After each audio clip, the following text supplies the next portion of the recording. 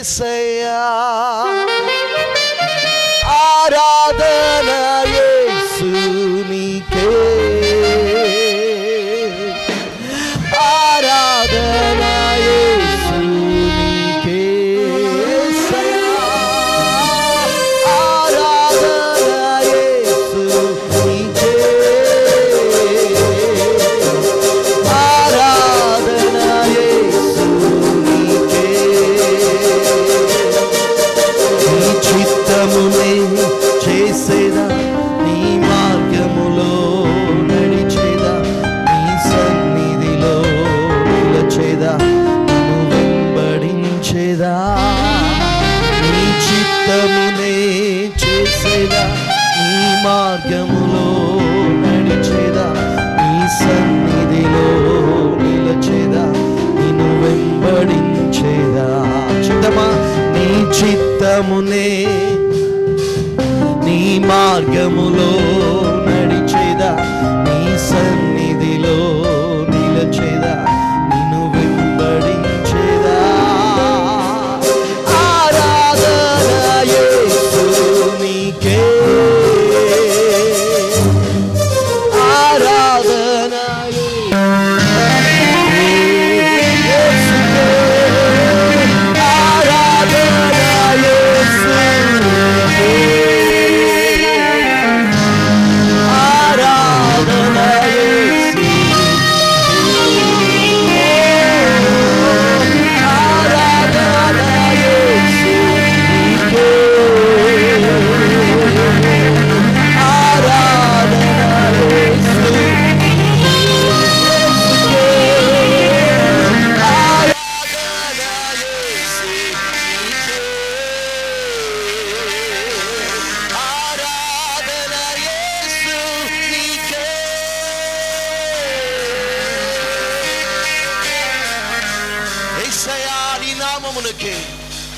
నీ నామమునకే మహిమ చెల్లిస్తున్నానయ్యా నీ నామమునకే ఘనత చెల్లిస్తున్నానయ్యా మమ్మల్ని ప్రేమించి రక్షించిన దేవా నీకు ఏమి ఇచ్చి నీ రుణము తీర్చుకోగలనయ్యా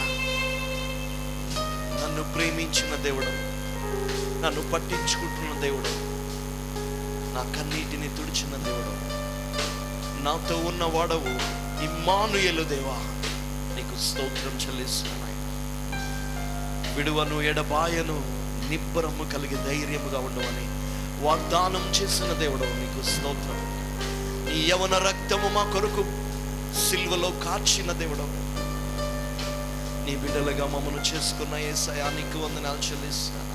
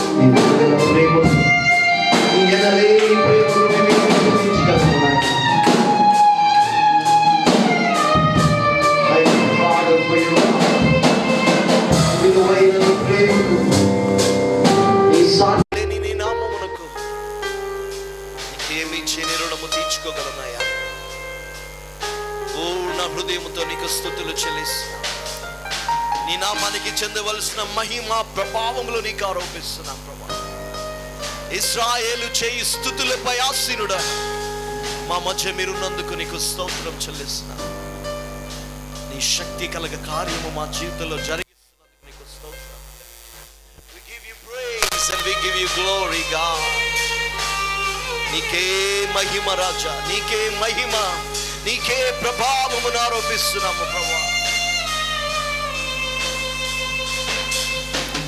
హల్లెలూయా హల్లెలూయా తండ్రి నీకు వందనాలు చెల్లిస్తున్నానయ్యా ఎన్నోసార్లు నిన్ను బాధ పెట్టిన వారు కౌగలించుకో యేసయ్యా అన్నట్టుగా మన చేతులు ఆయన కొరకు చాపి ఉంచి ఆయన హస్తాల్లో ఆయన కౌగిలిలో మనం ఒదిగిపోతాం. Thank you Jesus, thank you.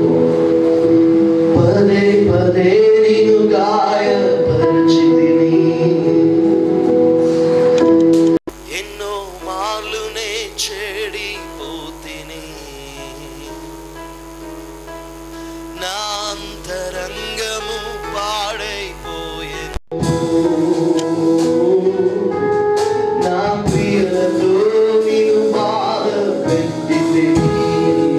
యేసయ్యా పదే పదే నిన్ను గాయపరిచితిని, యేసయ్యా ఎన్నో మార్లు నే చెడిపోతిని,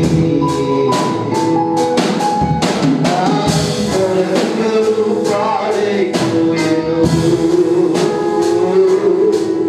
నా క్రియలతో నిన్ను బాధ పెట్టితిని. దోషిగా, ఘోర పాపిగా, దోషిగా, ఘోర పాపిగా నీ ముందున్నానయ్యా, ఘోర పాపిగా నీ ముందున్నానయ్యా. అయినా నన్ను ప్రేమించావు యేసయ్యా, అయినా నన్ను క్షమించావు, అయినా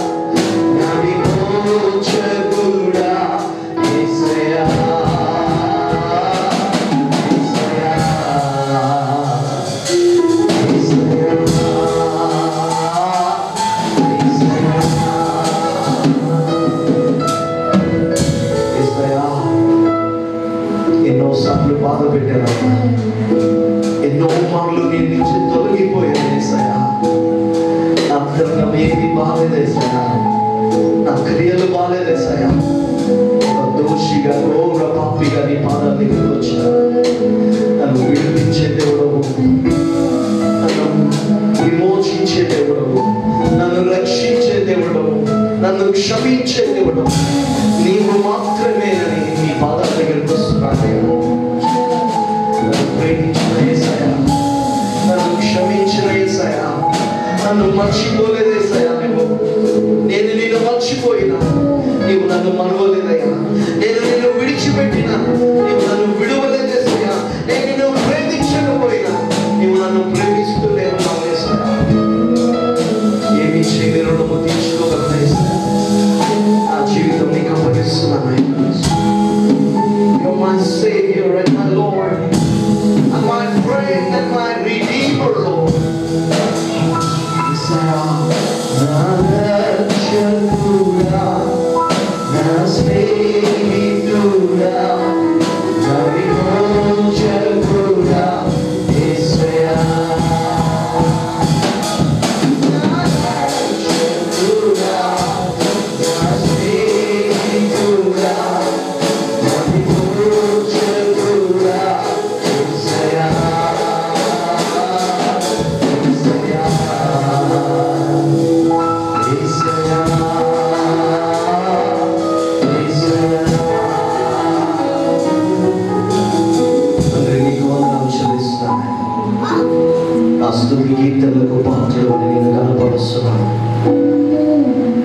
చెడిపోయిన జీవితాన్ని మంచిగా మార్చగల దేవుడు, నీ రూపంలో మమ్మల్ని మార్చుకుని ఎల్లప్పుడూ నేను ఆరాధించే నిజమైన ఆరాధకులుగా మమ్మల్ని చేస్తున్నందుకు నీకు స్తోత్రం.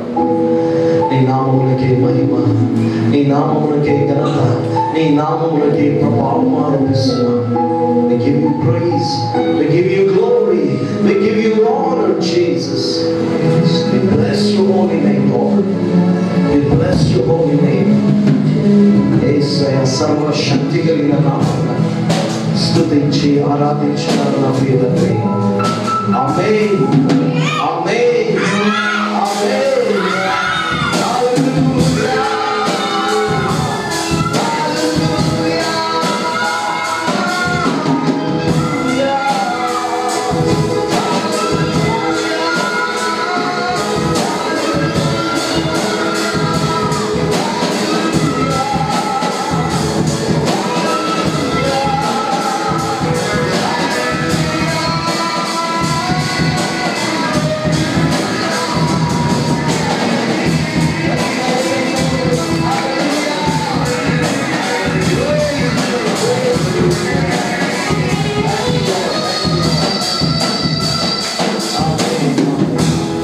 Hallelujah.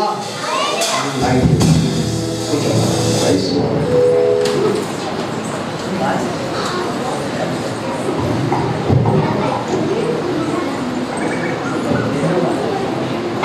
Right. Okay. ఈరోజు ఒక చిన్న ఇల్లుస్ట్రేషన్ నేను చెప్పాలనుకుంటున్నాను. ఓకే, నాకు ఆ తమ్ముడు ఈ 5 2 7 మీరు ఒకసారి నిలబడి ఒకసారి వరుసగా నన్ను తీసేస్తే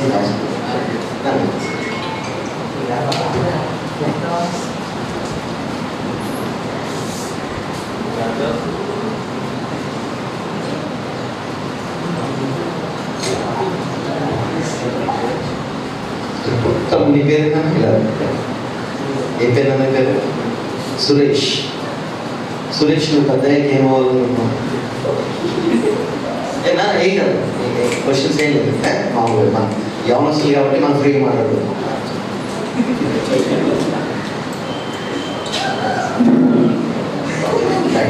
సిగ్గుపట్టుకోవాల్సిన పని లేదు, అందరూ పని చేస్తున్నారు, ఎవరు పని చేస్తున్నారు. ఓకే, దాంట్లో సిగ్గుపడాల్సి రైట్. అది నీకే. ఏంటిది చూపించందరికి ఇంకా పడుతుంది ఈ పొట్ట దగ్గర చదవండి. ఏంటది చెప్పండి గట్టిగా. వెల్త్. వెల్త్ అంటే సంపద, సంపాదించడం. ఓకే, తమ్ముడు పనిచేస్తాడు దేనికోసం?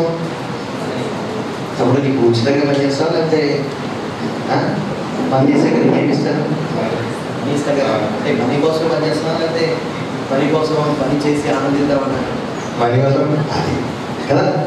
పనిచేసే ప్రతి వ్యక్తి, ఉద్యోగం చేసే ప్రతి వ్యక్తి ఉపయోగపడతానికి ఒకటో లాగానే ఇంటి దేనికోసం చేస్తాడు? మనీ కోసం చేస్తాడు. డబ్బులు కావాలి, ఓకే, సంపాదించాలి, నేను బాగా సంపాదించాలని ఆశపడతా ఉంటాను, రైట్? Okay, wealth. ఇక్కడ ఏ లెటర్ కనబడుతుంది? నేను అలా చూపించాను. Ova zero?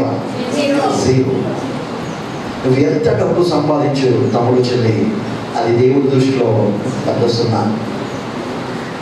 నీకు ఎంత డబ్బు ఉండొచ్చు, నా డబ్బు, నా ఫస్ట్ ప్రయారిటీ ఏంటి?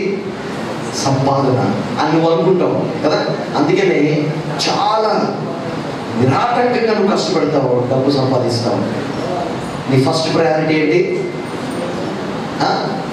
డబ్బు సంపాదన కదా. మరి సంపాదించడం మంచిది కదా, సంపాదించాలి, రైట్? ఓకే, నెక్స్ట్ తమ్ముడు ఏం కాదు, సిగ్గుపడకూడదు, రైట్? తమ్ముడు నువ్వు చదువుతున్నా? రైట్. నువ్వు ఏం చేస్తున్నావు? నువ్వు పని చేస్తున్నావా? Very good. నీకు ఆ పనిలోనే ఉండిపోవాలనుకుంటా, ఇంకా హెచ్చుగా పెరగాలనుకుంటావా? Promotion, position పెరగాల?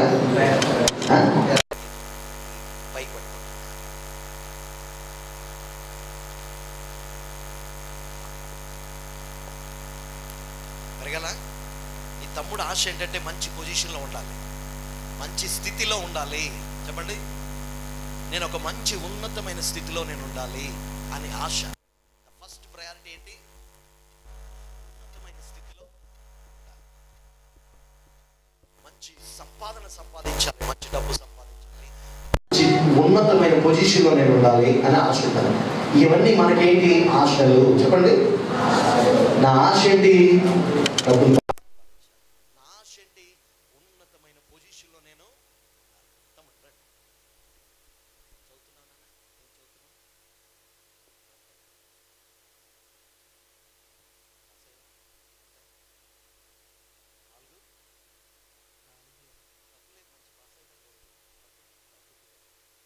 ఎడ్యుకేషన్, మంచి విద్య నేను చదువుకోవాలనుకుంటాను కదా. ఏ వ్యక్తి అయితే ఒకటి తరగతి నేను ఆపేస్తాను, నాకు ఒకటి చాలనుకుంటారా? ఒకటి తర్వాత రెండు తర్వాత ఓయ్, రైట్. నెక్స్ట్ ఏంటిది? పాపులారిటీ. చెప్పండి బిగ్గరగా, పాపులారిటీ. పాపులారిటీ అంటే పేరు ప్రఖ్యాతులు. రే, నీ పేరేంటన్నా? జస్వంత్ అని. జస్వంత్. ఈ జస్వంత్ అనే పేరు ఎల్లమిల్లేనా? ఇది నానా ఎల్లమిల్లి. ఈ ఎల్లమిల్లులో టాప్ మారుమ్రోగిపోయాలి. యశ్వంత్ అంతే ఎవరు అన్నట్టు ఆ పాపులారిటీ, పేరు ప్రఖ్యాతులు సంపాదించాలని ఆశ ఉండదా? అందరికీ ఉంటుంది. ఈ ఆశ కూడా ఉంటుంది, పేరు ప్రఖ్యాతులు సంపాదించాలి. ప్రతి యవనస్తుడు వీటి కోసం ప్రయాసపడుతూ ఉంటాడు. దేనికోసం? సంపాదన, మంచి పరిస్థితిలో, మంచి స్థితిలో ఉండాలి, మంచిగా చదువుకోవాలి, మంచిగా ఆడాలి, ఆటలో నైపుణ్యం రావాలి, మంచి పరిస్థితుల్లో నేను ప్రసిద్ధి, పేరు ప్రఖ్యాతులు ఉండాలి అన్న ఆశ మనకుంటుంది. తమ్ముడు నువ్వురా, చిన్నోడు నువ్వే. తమ్ముడు చాలా అందంగా కనబడుతున్నాడు, బ్యూటీ.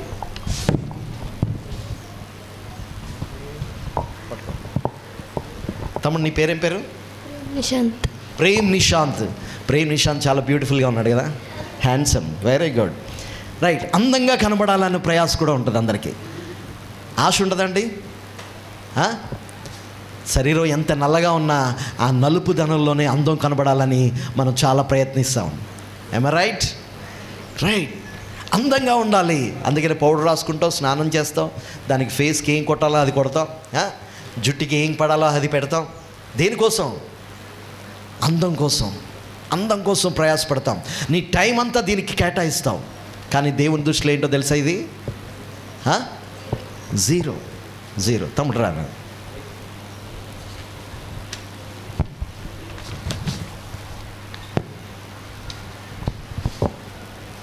ఇదేంటిది? పొట్ట దగ్గర పెట్టినాడు ఇలా దగ్గరికి, అన్ని జీరోస్ ఈక్వల్గా. సెల్ఫ్. వీటన్నిటికీ గల మూల కారణం ఏంటో తెలుసా? సెల్ఫ్. స్వార్థము. నేనే కనబడాలి, నా పేరే వినబడాలి, నేనే అందంగా ఉండాలి, నేనే ఆడాలి, నా పేరే వినబడాలి, నేనే బాగా ఆడాలి, నేనే బాగా చదవాలి, నేనే మంచి పేరు సంపాదించాలి, నేనే డబ్బులు సంపాదించాలి, పక్కోడు కంటే నేను ఎక్కువ ఉండాలి. ఆ స్వార్థం, దీని అంతటికీ మూల కారణం ఏంటి? సెల్ఫ్, స్వార్థం అనమాట. నేను, నా అన్న స్వభావం. ఓకే, ఇప్పుడు ఎన్ని జీరోస్ కనబడుతున్నాయి మీకు ఇక్కడ? 0 + 0 + 0 + 0 + 0 = ఎ బిగ్ జీరో కదా. సున్నా, చిన్న సున్నా, చిన్నగా రాసినా పెద్దగా రాసినా జీరోయే. అంటే దానికి ఏంటి విలువ ఉందా లేదా? నీవు అనుకుంటున్నావు నాకు మంచి సంపాదన ఉంటే నాకు గొప్ప విలువ ఉంది, నా ఎల్లమిల్లులో నాకు విలువ ఎలా వస్తుంది అంటే మంచి సంపాదన ఉంటే విలువ ఉంటుంది అని అనుకుంటున్నావు. కానీ నువ్వు ఎల్లమిల్లులో మంచి సంపాదన ఉండొచ్చు, కానీ నువ్వు దేవుని దృష్టిలో సున్నా, నీకు విలువ లేదు. నీకు మంచి పరిస్థితి, మంచి స్థితిలోనూ ఉండొచ్చు, కానీ నువ్వు దేవుని దృష్టిలో సున్నా. నీకు మంచి ఎడ్యుకేషన్ ఉండొచ్చు, పట్టుకున్నాను, అందరూ ఈక్వల్గా జీరోలు ఉండాలి. మంచి ఎడ్యుకేషన్ ఉండొచ్చు, కానీ దేవుని దృష్టిలో నువ్వు సున్నా. నీకు మంచి ఆటగాడు కావచ్చు, నీవు దేవుని దృష్టిలో సున్నా. ఇంకా పాపులారిటీ, బ్యూటీ, సెల్ఫ్, ఇవన్నీ = 0. దీన్ని ప్లస్ చేసినా మల్టిప్లై చేసినా వచ్చే ఆన్సర్ ఏంటి? జీరోయే. రే 1 2 3 4 5 6 7 జీరోస్ రావి. ఒకటే కాదు, ఇవన్నీ ఉన్నాయి. అన్నీ ఉన్నా నువ్వు సున్నావే, నీకు విలువ లేదు. ఈ సున్నాలకి విలువ ఎక్కడి నుంచి వస్తుంది? ఒకటి పెడితేనే విలువ వస్తుంది. ఆ ఒకటి ఎవరో కాదు తమ్ముడు, చెల్లి, ఒకటి ఎవరో కాదు, జీసస్. హల్లెలూయా. గట్టిగా చప్పట్లు కొడితే యేసయ్యను గణపరుద్దాం. ఈ ఒకటి నీ జీవితంలో పక్కన లేకపోతే నీ జీవితానికి విలువ రాదు, నీ జీవితానికి విలువ రాదు. తమ్ముడు ఇలానా చిన్న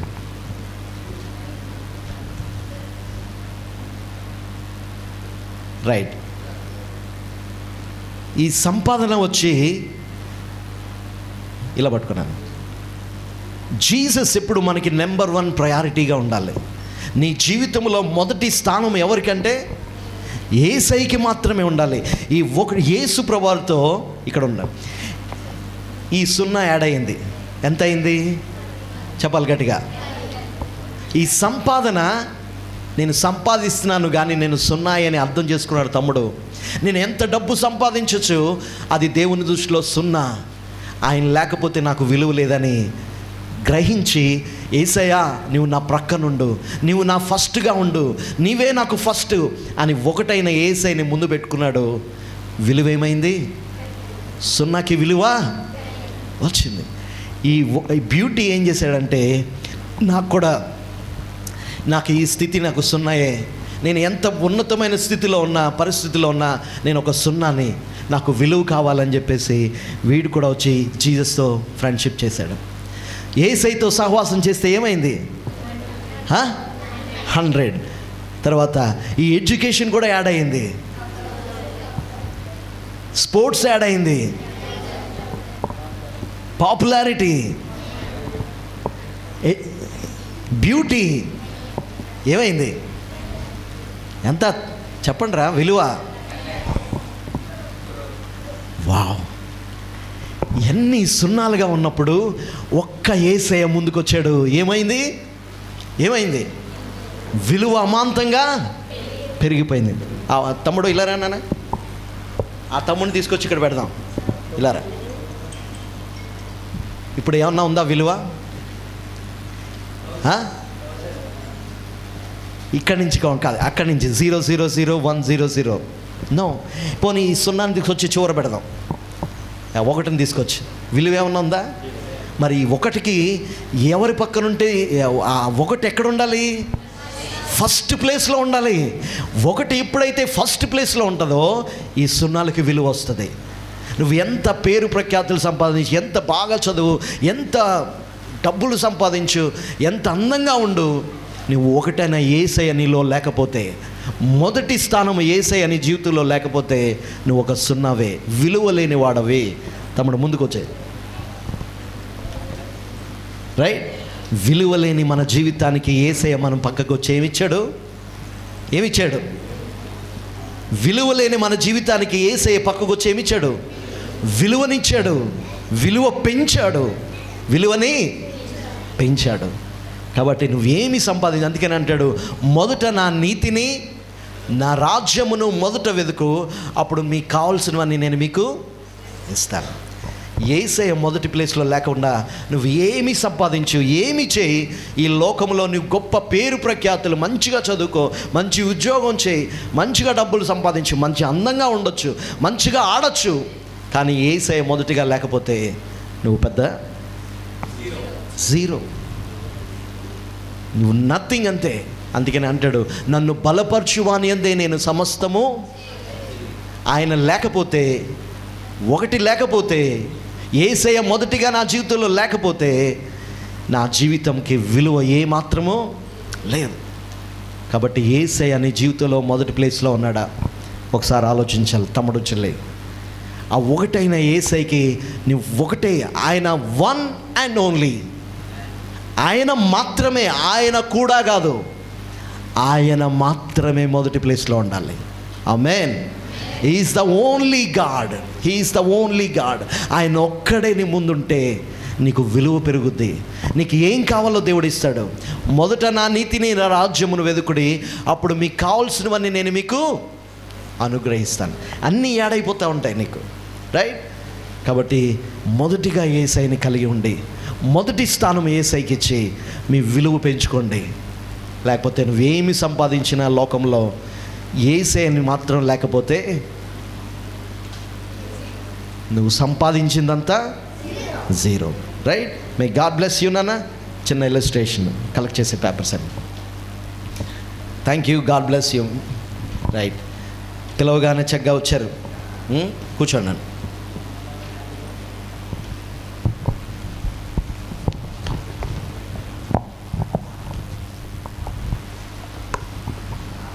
రైట్, ఈరోజు మనం ధ్యానించబోయే అంశం ఏంటంటే,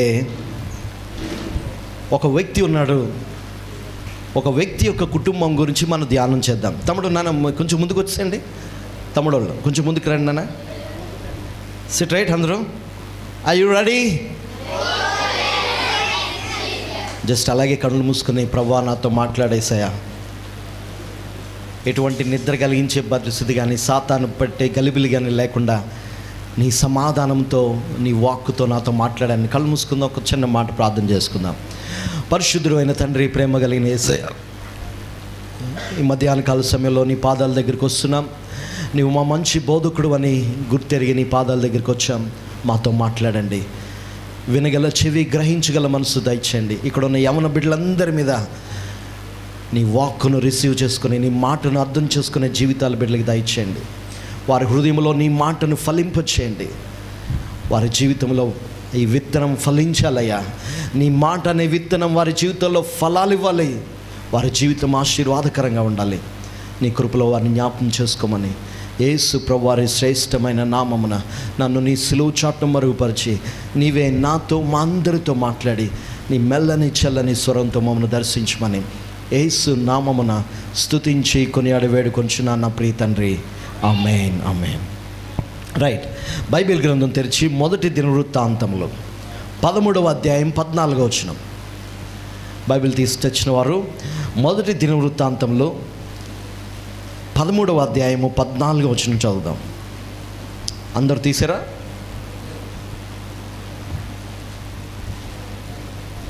మొదటి దినవృత్తాంతములు 13వ అధ్యాయము 14వ వచనం. రైట్, అందరం కలిసి చదువుదామా? అందరం కలిసేద్దాం. 1 2 3 స్టార్ట్. దేవుని మందసము ఒబేదేదోము ఇంటిలో అతని కుటుంబమునొద్ద 3 నెలలుండగా యెహోవా ఒబేదేదోమును ఇంటి వారిని అతని సొత్తంతటిని ఆశీర్వదించెను. ఇక్కడ మనకు కనబడుతున్న వ్యక్తి ఎవరు? ఒబేదేదోము. చెప్పండి అందరూ, గట్టి చెప్పాలి. ఒబేదేదోము. ఒబేద్ ఏదోమ్. Obed plus ఏదోమ్. ఏదోముడైన ఒబేదే. రైట్, ఒబేదేదోము అనగా ఏదోముకి సేవకుడు అని అర్థం. Servant of ఈడమ్. ఏదోముకి సేవకుడు అని అర్థం. ఓకే, ఇక్కడ జరిగిన విషయం ఏంటంటే, జాగ్రత్తగా వింటున్నారు, నా వైపు చూడండి అందరూ. తమ్ముడు నా వైపు చూడాలి, కింద చూస్తే నిద్ర వచ్చేస్తుంది. ఓకే, నా వైపు చూడాలి అందరూ, జాగ్రత్తగా వినాలి. మళ్ళీ చెప్పేది మళ్ళీ క్వశ్చన్స్ అడుగుతాను, సమాధానం చెప్పాలి. ఓకే, ఓబేదేదోము దేవుని మందసాన్ని తన ఇంట్లో 3 నెలలు అంటే 90 రోజులు తన ఇంట్లో పెట్టుకోవడం వల్ల ఓబేదేదోముని, అతని ఇంటిని, అతని కలిగిన సమస్తాన్ని, సొత్తుని దేవుడు ఆశీర్వదించాడు. రైట్, దేవుడు ఆశీర్వదించాడు. ఎలాగ సాధ్యమైంది? మనకందరికీ ఆశీర్వాదం కావాలి కదా. నేను దేవుని దగ్గరికి వస్తున్నాను ఎందుకంటే దేవుడు నన్ను దీవించాలి, దేవుడు నన్ను ఆశీర్వదించాలి అనే ఆశ అందరికీ ఉంటుంది. మనుషులు దీవిస్తారమ్మా, ఆశీర్వదించేవాడు దేవుడు. అందుకని ఆటోల వెనకాల ఒక మాట ఉంటుంది, ఏమని? ఆటోల వెనకాల ఒక ఆటో వెనకాల ఒక మాట రాస్తారు, అమ్మ నాన్న దీవెనలతో అంటారు. దీవెనలు ఇచ్చేది అమ్మా నాన్న, ఆశీర్వదించేది దేవుడు. మెటీరియల్గా వాళ్ళు మీకు ఇవ్వచ్చు, కానీ భౌతికంగా వాళ్ళు ఏమన్నా ఇస్తే అది మీకు దీవెనగా ఉంటుంది. కానీ దేవుడు ఇచ్చేది ఆశీర్వాదము. మనుషుల దగ్గర నుంచి మనం పొందుకునేది దీవెనలు మాత్రమే. రైట్, దీవెనకి ఆశీర్వాదానికి చాలా తేడా ఉంది. లోకములోంచి మనకు వచ్చేది దీవెన, ప్రభు దగ్గర నుంచి మనకు వచ్చేది. మీకు అర్థమైందా అందరికీ? రైట్, ఆటో దేవుడు పైనుంచి పంపించడం, మనం కొనుక్కుంటే వచ్చేది ఆటో. రైట్, దేవుడు ఆశీర్వదిస్తే ఒక వ్యక్తి జీవితంలో ఎంత గొప్ప కార్యాలు జరుగుతాయో మనం చూద్దాం. ఓబేదేదోము జీవితంలో దేవుని మందసం అనేది ఒకటి ఉంది. జాగ్రత్తగా వినండి. దేవుని మందసం అంటే, దేవుని యొక్క మందసం ఎలా ఉంటుందంటే తుమ్మకరతో చేయబడి ఉంటుంది. దాన్ని లేవీయులు మోసుకుంటూ తీసుకెళ్ళాలి. ఆ మందసంలో 10 ఆజ్ఞలు, మోషే దేవుడిచ్చిన 10 ఆజ్ఞలు అందులో ఉంటాయి. అహరోను కర్ర ఉంటుంది, మన్నా పాత్ర ఉంటుంది. ఏముంటాయి మందసంలో? దేవుని 10 ఆజ్ఞలు, అహరోను కర్ర, మన్నా పాత్ర. ఏముంటాయి చెప్పండి అందరూ? దేవుని యొక్క మందసంలో ఉండేది 10 ఆజ్ఞలు, అహరోను కర్ర, మన్నా పాత్ర. ఈ 3 లోపల ఉంటాయి. పైన కెరూబుల దూతులు ఉంటారు. అదే స్ట్రక్చర్ అన్నమాట. ఓకే, ఆ మందసంలో దేనికి సాదృశ్యం అంటే అది దేవుని యొక్క సన్నిధికి, దేవుని యొక్క హస్తానికి సాదృశ్యం. మందసం ఏంటి? అందులో దేవుని సన్నిధి ఉంది, దేవుని యొక్క హస్తం ఉంది. అది పరిశుద్ధమైనది. అది దేవుని యొక్క నిబంధన మందసం, దేవుని యొక్క నిబంధన మందసం. ఈ నిబంధన మందసం ఏమైందంటే, ఫిలిస్తీన్లు ఇశ్రాయేలు మీద దాడి చేసి, చూస్తున్నారు నా వైపుకి, అందరూ ఇలాగే చూడాలి. రైట్, మనం ఎప్పుడైతే కన్ను దృష్టి మరలిపోద్దో మన కాన్సన్ట్రేషన్ తప్పిపోద్ది. రాత్రి విన్నాం కదా, యేసు వైపు చూసినంతసేపు అడుగులకు సరిగ్గా పడతాయి. లోకం వైపు చూసావా, ముంచేస్తుంది, నిద్ర వచ్చేస్తుంది. వాక్యాన్ని వినడవాడు సాతానుగాడు. రైట్, కాబట్టి తమ్ముడు నా వైపు చూడండి, అందరూ అటెంటివ్గా. అందుకని క్లాస్లో టీచర్ పాఠం చెప్పినప్పుడు టీచర్ వైపే చూస్తూ ఉండాలి, టీచర్ చెప్పే మాట వింటూ ఉండాలి, వినాలి, చూడాలి. ఎప్పుడైతే వింటామో చూస్తామో లెసన్ లోపలికి వెళ్ళిపోద్ది, వెంటనే మైండ్లో ఫీడ్ అయిపోద్ది. Okay, right. దేవుని మందసము ఇశ్రాయేల్ దగ్గర ఉండాలి. ఆ ఇశ్రాయేల్ దగ్గరకి మందసము ఫిలిస్తీన్లు దాడి చేసి ఇశ్రాయేల్ని హతం చేసి మందసాన్ని తీసుకుని వెళ్ళిపోయారు. మందసం ఎక్కడ ఉండాలి అసలు? యాక్చువల్గా ఇశ్రాయేలీల దగ్గర ఉండాలి. కానీ ఫిలిస్తీన్లు దాడి చేసి, ఫిలిస్తీన్లు ఇశ్రాయేల్ని హతము చేసి ఆ మందసాన్ని తీసుకెళ్ళి వెళ్ళిపోయారు. ఇదేదో పెద్ద పెట్లా ఉంది, బాగుంది, ఇది మనం వాడుకుందామని తీసుకెళ్ళిపోయి ఫిలిస్తీన్లు ఏం చేశారంటే మందసాన్ని తీసుకుని వెళ్ళిపోయి అష్టోదు, ఎబినేజర్లో ఉన్న మందసాన్ని అష్టోదుకు తీసుకొచ్చి అష్టోదులోని దాగోను గుడిలో పెట్టేశారు. ఒక గుడిలో ఆ మందసం ఎక్కడుందంటే ఎబినేజర్లో ఉంది. ఎబినేజర్లో ఉన్న మందసాన్ని ఫిలిస్తీన్లు దాడి చేసి అష్టోదు అనే ఊరికి తీసుకొచ్చారు. రైట్, మీరు రాసుకుంటూ ఉండండి, రాసుకోండి. అష్టోదు అనే ఊరికి తీసుకొచ్చి ఆ అష్టోదు అనే ఊరిలో దాగోను అనే గుడి ఉంది. ఆ దాగోను గుడిలో తీసుకొచ్చి పెట్టేసి తలుపు లాక్ చేశారు. దాగోను అంటే అది ఒక విగ్రహం. దాగోను అంటే అదొక విగ్రహం. ఒక గుడిలో ఏముంటుంది? విగ్రహం ఉంటుంది. రైట్? అసలు విగ్రహం ఎలా వచ్చింది? విగ్రహాలు ఎప్పుడు వస్తాయంటే నిగ్రహం కోల్పోతే విగ్రహం వస్తుంది. నిగ్రహం కోల్పోతే విగ్రహం వస్తుంది. ఎప్పుడు నిగ్రహం కోల్పోయారో తెలుసా? మోషే దేవుని దగ్గరికి వెళ్ళిపోయాడు. ఇశ్రాయేలు అందరూ ఎవరు మాకు దేవుడు, ఎవరు మమ్మల్ని విడిపించారు, ఎవరిని మేము పూజించాలి, ఎవరు మాకు దేవుడు అని అహరోన్ తినేస్తా ఉంటే అహరోన్ అన్నాడు, అహరోన్ ఏం చేశాడో తెలుసా? మీ దగ్గర బంగారం అన్నీ తీసుకొచ్చేయండి, మీ పోగులు ముక్కు పుడకలు అన్నీ బంగారం తీసుకొచ్చి నాకు ఇచ్చేయండి అని పోత పోసిన ఒక విగ్రహాన్ని తయారు చేశాడు. ఎందుకంటే ప్రజలు పెట్టే టార్చర్ భరించలేక ఒక విగ్రహాన్ని తయారు చేశాడు. అంటే ప్రజలకు ఏమైపోయింది? నిగ్రహాన్ని కోల్పోయారు, విగ్రహం వచ్చింది. ఎప్పుడైతే మోషే కింద దిగి వచ్చి వీళ్ళందరూ తింటూ తాగుతూ దాన్ని పెద్ద గంతులేస్తూ నానా బీభత్సం చేస్తూ ఉంటే దేవునికి కోపం వచ్చింది. ఇప్పుడు చెప్పండి, విగ్రహం ఎందుకు వస్తుంది? నిగ్రహాన్ని కోల్పోతే విగ్రహం వస్తుంది. ఆ విగ్రహాన్ని చూస్తే దేవునికి ఏమొస్తుంది? ఆగ్రహం వస్తుంది. హల్లెలూయా. సో దేవునికి కోపం తెప్పించే విగ్రహాలు. రైట్? ఇప్పుడు ఏమైందంటే దాగోను గుడిలో దేవుని యొక్క మందసం ఉంది. వీళ్ళేమో లాక్ చేసి వెళ్ళిపోయారు ఫిలిస్తీన్లు. మళ్ళీ మార్నింగ్ వచ్చి ఓపెన్ చేయాలి కదా, గుడి ఓపెన్ చేస్తారు కదా. ఓపెన్ చేసేటప్పటికి ఆ విగ్రహం బార్లా పడి ఉంది. విగ్రహం ఆ మందసం ముందు బార్లా పడిపోయింది. బార్లా అంటే ముందుకు పడిపోయి ఉంది. అరే ఇదేంటి పడిపోయింది, మనం బాగానే ఉండేది కదా లోపల, పడిపోయింది అని చెప్పి మళ్ళీ నించోబెట్టారు. వాళ్ళు నించోబెట్టి మళ్ళీ లాక్ చేసి మళ్ళీ వెళ్ళిపోయారు. మళ్ళీ లాక్ చేసి వెళ్ళిపోయి మరుసటి రోజు వచ్చి చూసేటప్పటికి ఈసారి ఏమైందో తెలుసా? మొండం తెగిపోయింది, కాళ్ళు చేతులు అరచేతులు తెగిపోయి ఆ గుమ్మం దగ్గర పడిపోయి ఉన్నాయి. ఓరు బాబు ఏంటిది? ఈ మందసంలో ఏదో ఉంది, మహిమ ఉంది, ఈ మందసంలో దేవుని సన్నిధి ఉంది అని భయపడిపోయారు. ఎవరు? ఫిలిస్తీన్లు భయపడిపోయి ఇది ఇక్కడ ఉండడానికి వీల్లేదు బాబోయ్, తీసుకెళ్ళిపోండి అని చెప్పేసి ఆ మందసాన్ని తీసుకెళ్ళిపోండి అని చెప్పేసి ఇశ్రాయేలుని పిలిచి ఏం చేయాలి దీన్ని అంటే గాతు పంపించేద్దాం. గాతు నుండి అష్టోదు నుండి ఎక్కడ తీసుకెళ్ళిపోయారంటే గాతు అనే పట్టణాన్ని తీసుకెళ్ళిపోయారు. గాతు నుండి ఎక్రోను తీసుకెళ్ళిపోయారు. ఇదంతా మనకి ఎక్కడ కనబడుతుందంటే మొదటి సమూయేలు గ్రంథంలో చూస్తాం. అష్టోదులో 7 నెలలు ఉందంట. భయంకరమైన పరిస్థితులు వచ్చేసినాయి. ఏంటో తెలుసా? అందరికీ సెగ్గెట్లు వేసేసినాయి, అందరికీ రకరకాల గడ్డల రోగం వచ్చేసింది. ఎందుకంటే మందసం ఉంది బట్టి వాళ్ళు దానికి ఎలా ట్రీట్మెంట్ చేయాలో తెలియట్లేదు, దాన్ని ఎలా పట్టించుకోవాలో తెలియట్లేదు. కాబట్టి భయంకరమైన రోగాలు అందరికీ వచ్చేస్తూ ఉంటాయి. చాలామంది చచ్చిపోయారు. దీనివల్ల దేవుని యొక్క మందసం అక్కడ ఉండబట్టి, అన్యజనుల మధ్య అది ఉండడం బట్టి అనేక మంది రోగం వచ్చి చనిపోయారు.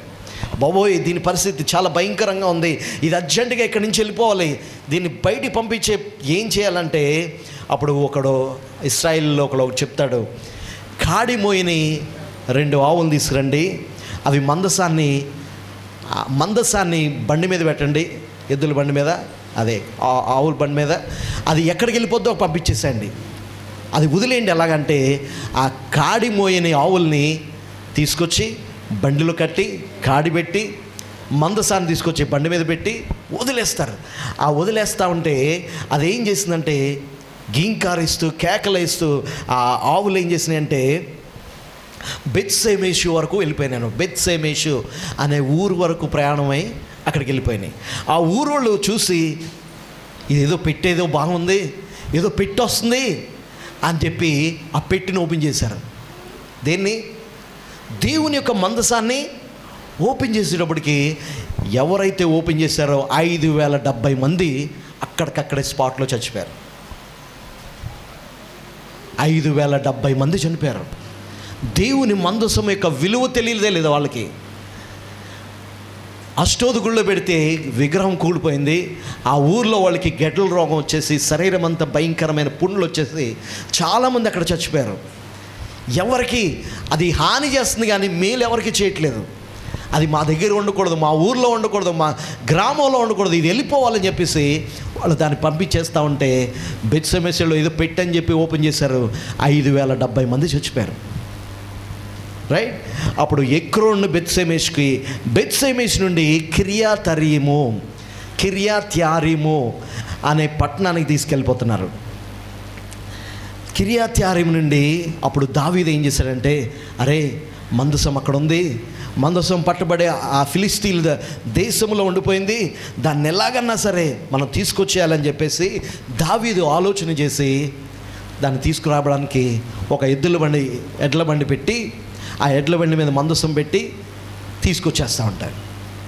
తీసుకొస్తూ ఉంటే అందులో ఒక వ్యక్తి, ఇక్కడ పైన చూడండి 13వ అధ్యాయం 6వ వచనంలో, 13వ అధ్యాయం 6వ వచనం, కెరూబుల మధ్య నివాసము చేయు దేవుడైన యెహోవా నామం పెట్టబడిన ఆయన మందసము యూదాలో నుండి కిర్యత్యారీము అనబడిన బాలా నుండి తీసుకుని వచ్చుటకై అతడు ఇశ్రాయేలీయులందరినీ అచ్చటికి పోయిరి. వారు దేవుని మందసము ఒక క్రొత్త బండి మీద ఎక్కించి అబీనాదాబు ఇంటి నుండి తీసుకొచ్చిరి. ఉజ్జాయిను అహ్యోను బండిని తోలిరి. 9వ వచనం, వారు కీదోను కళ్ళమునొద్దకు వచ్చినప్పుడు ఎడ్లకు కాలి జారినందున మందసము పట్టుకొనాలని ఉజ్జా చేయి చాపగా, ఉజ్జా ఏమైపోయాడు? యెహోవా కోపం అతని మీద రగులుకొనెను. అతడు తన చెయ్యి మందసమునొద్దకు చాపగా ఆయన అతని మొత్తెను గనుక అతడు అక్కడనే దేవుని సన్నిధిని చనిపోయాను. ఎందుకు ఈ మందసములో ఏముందో తెలుసా? నా వైపు చూడాలి, జాగ్రత్తగా వినండి. దేవుని యొక్క మందసములో దేవుని యొక్క సన్నిధి ఉంది. ఏముంది? దేవుని మందసం అంటే దేవుని యొక్క సన్నిధి, దేవుని యొక్క హస్తము, లిటరల్గా దేవుడే. ఆ దేవుణ్ణి మనము విలువ లేకుండా మనం చూస్తే నష్టపోయేది మనమే. ఫిలిస్తీన్లు ఏదో పెట్టని చెప్పేసి ఓపెన్ చేశారు, ఏదో పెట్టని చెప్పేసి ఎక్కడ పడితే అక్కడ పెట్టారు. వారి జీవితంలో భయంకరమైన శాపం వచ్చింది. కిర్యత్యారీము వాళ్ళు పెట్టి ఓపెన్ చేశారు, 5,070 మంది చచ్చిపోయారు. ఈ ఉజ్జా ఏం చేస్తున్నాడంటే బండి నుంచి పడిపోతుంది, ఎడ్లకి కాలు చారి అది పడిపోతుందని చెప్పి, మందసం పడిపోతుందని చేయి పెట్టాడు. మందసాన్ని పట్టుకుందామని, పడిపోకుండా పట్టుకుందామని చేయి చాపాడు. అక్కడికక్కడే దేవుడు మొత్తేశాడు, అక్కడికక్కడే చచ్చిపోయాడు. ఇదేంటిది? ఇంత భయంకరమా? ఈ ఉజ్జా చేసిన పని మంచిదే, పడిపోకుండా పట్టుకున్నాడు. కానీ ఆ మందసాన్ని లేవీడు తప్ప ఎవరు తాకూడదు. కానీ మందసాన్ని వాళ్ళు మోసుకుని వెళ్ళాలి, కానీ బండ్లు మోయకూడదు. వాళ్ళ భుజాలతో మోయాలి. ఎవరంటే లేవీలు మాత్రమే మోయాలి. కానీ వీళ్ళు ఏం చేస్తున్నారు? బండి మీద ఎక్కించారు, దాన్ని ఎవరు పట్టుకోకూడదో వాడే పట్టుకున్నాడు, అక్కడికక్కడే చచ్చిపోయాడు. రైట్? ఇంత భయంకరమైన పరిస్థితిలో అప్పుడు దావీదు ఇవన్నీ చూసి, బాబోయ్ దేవుని సన్నిధి బలంగా ఉంది, ఇక్కడ దేవుని సన్నిధితో మనం ఆషామాషిగా ఉండకూడదు, చాలా జాగ్రత్తగా ఉండాలని చెప్పేసి ఏం చేశాడంటే, ఇది యెరూషలేము పట్టణం వద్దు, ఇక్కడ ఎవరన్నా ఇల్లుంటే ఆ ఇంట్లో పెట్టేద్దామంటే అప్పుడు ఓబేదెదోము ఇంటికి తీసుకొచ్చారట. ఓబేదెదోములో మందసానికి రావడానికి ఉపోద్ఘాతం అంటుందా ఇది. ఎలా వచ్చింది ఓబేదెదోము ఇంటికంటే, ఎవరో మందసాన్ని తీసుకుని వెళ్ళట్లేదు, సాహసించట్లేదు. ఎందుకంటే పట్టుకుంటే చచ్చిపోతున్నాడు. ఓపెన్ చేస్తున్నాడు, 5,070 మంది చచ్చిపోయారు. ఒకవేళ ఫిలిస్తీన్ ఇంట్లో ఉన్నప్పుడు, పట్టణంలో ఉంటే పట్టణం అంతా రోగాలు వచ్చేసినాయి. అది ఎక్కడుంటే అంత శాపం ఉంది, అందరికీ హాని కలిగిస్తుంది. ఇది మన ఇంటికి వస్తే ఇంకా మన ఇంట్లో వాళ్ళు చచ్చిపోతారని చెప్పేసి ఎవరు దాన్ని తీసుకోవడానికి ఇష్టపడలేదు. కానీ ఓబేదెదోము ఒకడు వచ్చాడు. ఓబేదెదోము అంటాడు, సార్ ఆ మందసాన్ని నా దగ్గర తీసుకురండి, అది యెహోవా సన్నిధి అని గుర్తెరిగి దానికి విలువ ఇచ్చాడు, ఫస్ట్ ప్రయారిటీ ఇచ్చాడు. నా దగ్గర తీసుకురండి సార్, మా ఇంట్లో పెట్టుకుంటానండి. ఎవరు వద్దన్నారని చెప్పేసి, ఎవరు వద్దన్నా నాకు కావాలని ఓబేదెదోము కోరుకొని మందసాన్ని తన ఇంటికి తీసుకొచ్చి పెట్టుకున్నాడు ఒక రూమ్లో. తన ఇంట్లో చిన్న ఇల్లు అయినా సరే శ్రేష్టమైన ప్లేస్లో దాన్ని పెట్టి దాన్ని 3 నెలలు భద్రపరిచాడు. ఎన్ని నెలలు? 3 నెలలు చూశాడు. దేన్ని? దేవుని యొక్క మందసం అంటే ఏమనుకున్నాం? దేవుని సన్నిధి, దేవుని యొక్క హస్తము, దేవుడే దేవుని యొక్క నిబంధన మందసం, అది దేవుడే, దేవుని సన్నిధి అని గుర్తెరిగి బహు జాగ్రత్తతో గొప్ప విలువిచ్చాడు. దానికి దేవుడు ఆశీర్వదించాడు. విలువ లేని జీవితానికి ఎప్పుడు విలువ వస్తుందో తెలుసా? యేసయ్యకి మనం విలువ ఇచ్చినప్పుడే.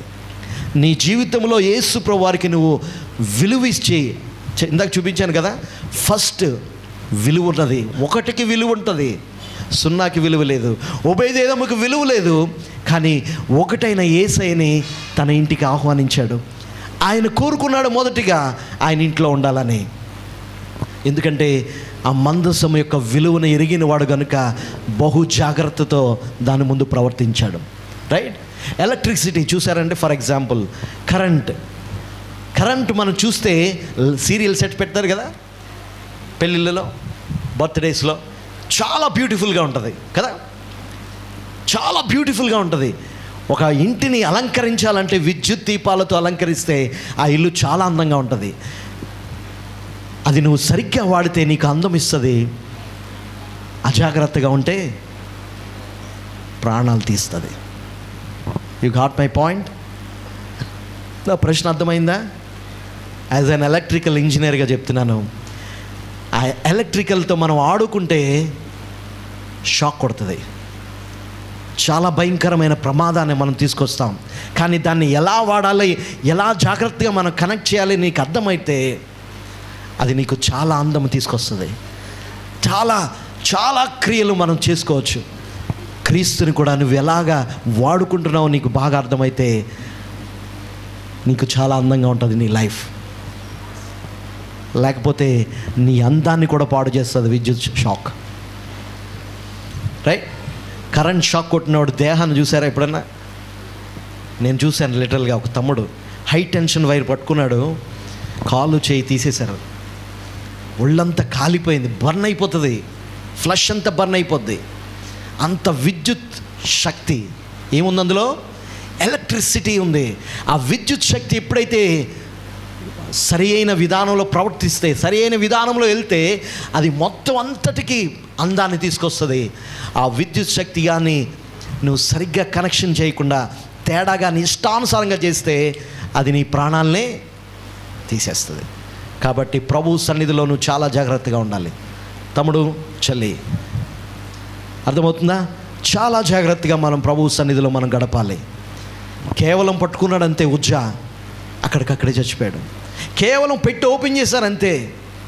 ఎవరో బెత్షెమెషు వాళ్ళు 5,070 మంది చచ్చిపోయారు. తీసుకొచ్చి గుళ్ళో పెట్టారు.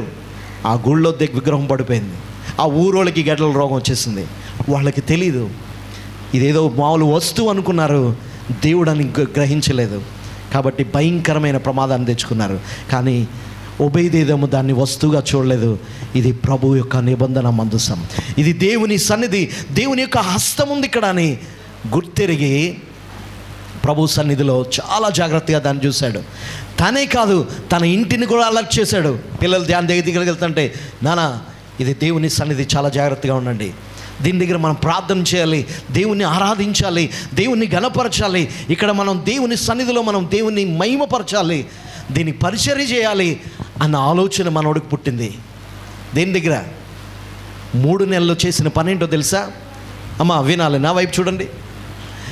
దేవుని సన్నిధిలో, దేవుని మందసం దగ్గర ఏం చేశాడు? ఒబేదేదోము పరిచర్య చేశాడు. దాన్ని ప్రతిరోజు శుభ్రం చేస్తూ, ప్రతిరోజు దాన్ని తాను శుద్ధి చేసుకుంటూ, దాన్ని జాగ్రత్తగా దాని దగ్గర దేవుని సన్నిధి దగ్గర ఆరాధిస్తూ, వాయిద్యాలు వాయిస్తూ, దానికి ద్వారపాలకుడిగా ఎవడు దొంగడు వచ్చి దాన్ని ఎత్తుకెళ్ళిపోకుండా కాపలా కాస్తూ కంటికి రెప్పలా చూసుకున్నాడు ఒబేదేదోమును. ఎప్పుడైతే ఒబేదేదోమును చూశాడో 3 నెలలు దేవుడు ఒబేదేదోమును చూశాడో, దేవుని హస్తము ఒబేదేదోము దిగి వచ్చింది, దేవుని సన్నిధి ఒబేదేదోము దిగి వచ్చింది. తనని దీవించాడు, తన ఇంటిని దీవించాడు, తనకు కలిగిన సొత్తంతటిని దేవుడు ఆశీర్వదించాడు. ఆశీర్వదించాడా? దీవించాడా? ఆశీర్వదించాడు. ఆశీర్వాదం ఎక్కడి నుంచి వచ్చింది? దేవుడే దిగి వచ్చాడు అక్కడికి. ఏంటికి? ఒబేదేదోము ఇంటికి దిగి వచ్చాడు. తాను చేసిన విలువ ఇచ్చినందుకు ఒబేదేదోముకి విలువ పెరిగింది. ఎప్పుడైతే ఏ వ్యక్తి అయితే దేవునికి విలువ ఇస్తాడో ఆ జీవితానికి దేవుడు విలువ ఇస్తాడు. నువ్వు ఆయనకి విలువ ఇవ్వు, దేవుడు నిన్ను హెచ్చిస్తాడు. ఆయనకి నువ్వు విలువ ఇవ్వు, దేవుడు నిన్ను ఆశీర్వదిస్తాడు. తననే కాదు, తన సొత్తంతటిని, తన కుటుంబాన్ని దేవుడు ఆశీర్వదించాడు. ఇప్పుడు ఏమైందో తెలుసా? ఈ వార్త మొత్తం ఊరంతా తెలిసిపోయింది. ఆఖరికి రాజు అయిన దావీదుకి కూడా తెలిసిపోయింది. సార్, ఒక విషయం తెలుసా? ఏ మందసం అయితే ఉజ్జాను చంపేసిందో, ఏ మందసం అయితే బెత్షెమెషులో ఉన్న 5,070 మందిని చంపేసిందో, అదే మందసం ఓబేదేదోము ఇంట్లో 3 నెలలు ఉంది సార్. ఓబేదేదోము ఆశీర్వదించబడ్డాడు. ఓబేదేదోము ఇల్లు ఆశీర్వదించబడింది. ఓబేదేదోము యొక్క సొత్తంతా ఆశీర్వదించబడింది అన్న వార్త దావీదుకు తెలిసింది. వెంటనే మందసాన్ని నా ఊరు తీసుకొద్దాం అని చెప్పి ఓబేదేదోము ఇంటికి వచ్చి మందసాన్ని తీసుకుని వెళ్తూ ఉంటారు. సార్ 3 నెలలు నా ఇంట్లో ఉంది సార్, మీరు తీసుకెళ్ళిపోతారంటే తీసుకెళ్ళిపోతాం సార్, నేను కూడా వచ్చేస్తాను. ఉంది కదరా, 3 నెలలు బ్లెస్ అయ్యావు కదా, ఇంకేం కావాలి? నాకు బ్లెస్సింగ్ కాదు సార్, ఆయనే నాకు కావాలి. హల్లెలూయా. నాకు ఆయన ఇచ్చే ఆశీర్వాదం కొరకు నేను ఆయన వెంబడించట్లేదు, ఆయన నాకుంటే నాకు అంతే చాలు అనుకున్నాడు ఓబేదేదోము. ఆమేన్. ఈరోజు పిల్లలు, యవనస్తులారా, మనం ఆయన్ని వెంబడించేది ఆయన ఏదో మనల్ని ఆశీర్వదిస్తాడని కాదు. నువ్వు ఆయన్ని వెంబడించు, ఆశీర్వాదం నీ వెనకాల పరిగెట్టుకుంటూ వస్తుంది. హల్లెలూయా, హల్లెలూయా. చప్పట్లు కొడుతూ ఆయన కనపరుద్దాం. ఆమేన్. నువ్వు ఆయన్ని వెంబడించు, ఆశీర్వాదానికి కారణమైన దేవుణ్ణి నువ్వు కరిగి ఉండి ఆయన్ని కోరుకుంటా ఉంటే ఆశీర్వాదం నీకు కూడా వస్తుంది. ఆయన దీవిస్తున్నాడని ఓబేదేదోము దేవుణ్ణి ఆ మందసాన్ని పరిచర్య చేయలేదు. దేవుడంటే ఇష్టపడ్డాడు, దేవుని సన్నిధిని గౌరవించాడు, దేవుని సన్నిధికి ఇవ్వాల్సిన విలువ ఇచ్చాడు కనుక దేవుడు ఆశీర్వదించాడు. ఇప్పుడు ఏమైంది? మందసం వెళ్ళిపోతుంది. ఇప్పుడు ఏం చేయాలి? ఇప్పుడు చాలా మంచిగా దేవుడు ఆశీర్వదించాడు కుటుంబాన్ని, సొత్తుని. చాలా అని చెప్పేసి వెళ్ళిపోతుందని చెప్పేసి ఇంట్లో హ్యాపీగా ఉండొచ్చు, కానీ అలా చేయలేదు ఓబేదేదోము. మందసం వెళ్ళిపోతుంటే సార్ నేను కూడా వచ్చేస్తాను. డాడీ మీరు ఎక్కడికి వెళ్ళిపోతున్నారు డాడీ? ఇప్పుడు వరకు దేవుడు బ్లెస్ చేశాడు కదా, 3 నెలలు మనం పరిచర్య చేస్తాం కదా మందసానికి, ఇంక చాలు వెళ్ళిపోతుంది కదా వదిలేద్దామంటే కాదు, ఆ మందసం కావాలి. ఆ దేవుని సన్నిధి నాతో ఒక్క క్షణం కూడా నేను మిస్ అవ్వడానికి వీలేదని ఆశపడ్డాడు, కోరుకున్నాడు. మందసం వెంట వెళ్ళిపోతున్నాడు. డాడీ మీరు వెళ్ళిపోతే మేము కూడా వచ్చేస్తామని పిల్లలు కూడా బయలుదేరారు. 5 కొడుకులట, 5 కొడుకులు కూడా బయలుదేరారు. దేని వెంట? దేవుని సన్నిధి వెంట. తమ్ముడు, చెల్లి, నువ్వు దేని వెంట పరిగెడుతున్నావు? ఈ మధ్యాహ్న కలశంలో దేవుడు అడుగుతున్నాడు, దేని వెంట నువ్వు పరిగెడుతున్నావు? దేవుని సన్నిధి కావాలా? లోకములో లోకమిచ్చే సుఖము కావాలా?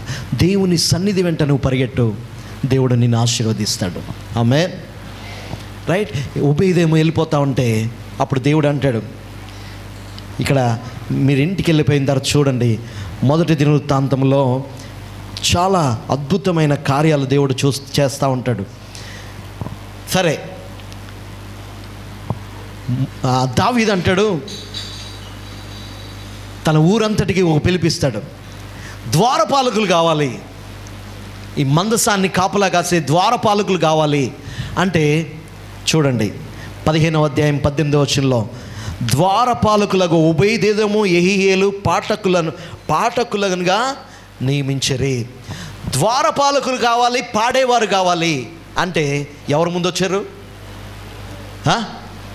ఓబేదేదోము వచ్చాడు. సార్ నేను పాడగలను సార్. నీకెప్పుడు పాటలు వచ్చాయా?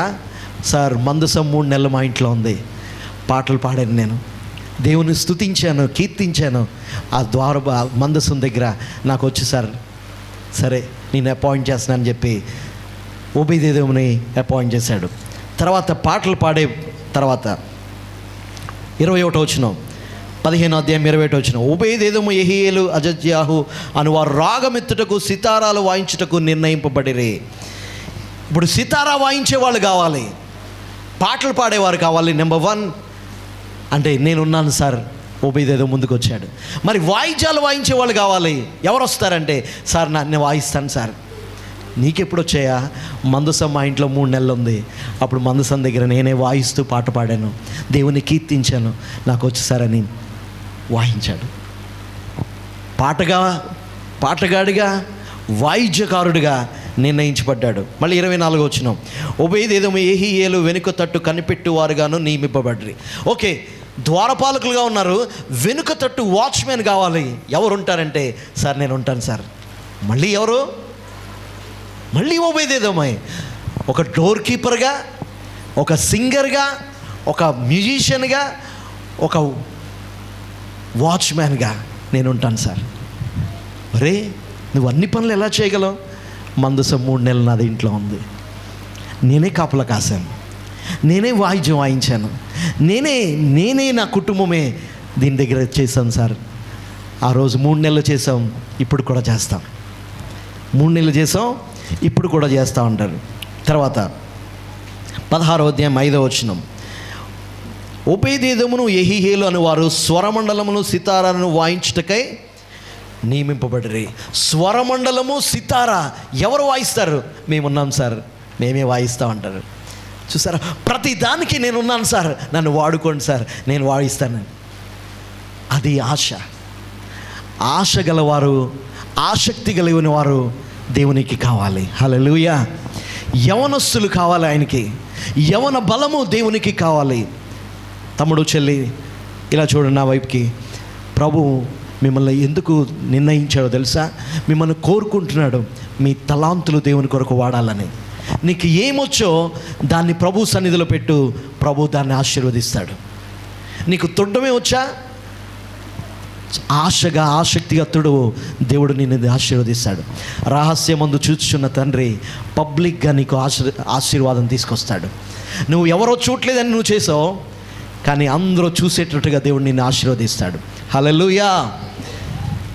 ఎవరు రాలేదు చర్చ్కి, నువ్వు ఒక్కడవే ముందు వచ్చేసి మొత్తం మైక్ సెట్ అన్నీ సెట్ చేసి నువ్వు వెళ్ళిపోయావు. అది ఎవరు చూశారు? పాస్టర్ గారు చూడలేదు, పాస్టర్ అమ్మ గారు చూడలేదు, ప్రభు నిన్ను చూశాడు. నిన్ను చూసిన దేవుడు రహస్యమందు చూచుచున్న తండ్రి బహిరంగంగా నీకు ప్రతిఫలం ఇస్తాడు. హల్లెలూయా. ప్రభు కొరకు నువ్వు ఏమి తలపెట్టినా ఆశతో ఆసక్తితో నువ్వు చెయ్యి, దేవుడు నిన్ను ఆశీర్వదిస్తాడు. దీవించడు, ఏం చేస్తాడు? ఆశీర్వదిస్తాడు. ఓబేదెదోమును ఆశీర్వదించిన రీతిగా ప్రభు నిన్ను ఆశీర్వదిస్తాడు. నువ్వు దేవుని కొరకు వాడబడాలని దేవుని ఆశ. ఒక పాటగాడిగా, ఒక వాయిద్యకారుడిగా, మందిరంలో పరిచర్య చేసేవాడిగా, మందిరంలో ఉపయోగపడే పనిముట్టుగా దేవుడు నిన్ను వాడుకోవాలని ఆశపడుతున్నాడు. ఏమి చేసినా నువ్వు ఎవరి కోసం చేయాలి? ఎవరి కోసం చెప్తున్నానా? ఎవరి కోసం? దేవుని మహిమ కోసం. నేను చేసే పని నా కోసం కాదు, నా ప్రభు కోసం చేస్తున్నానని అన్న దృక్పథంతో నువ్వు చేస్తే ప్రభు నిన్ను ఆశీర్వదిస్తాడు. ఏదో చెప్పారు కదా చేద్దామంటే ఉజ్జా టైప్లో ఉంటుంది.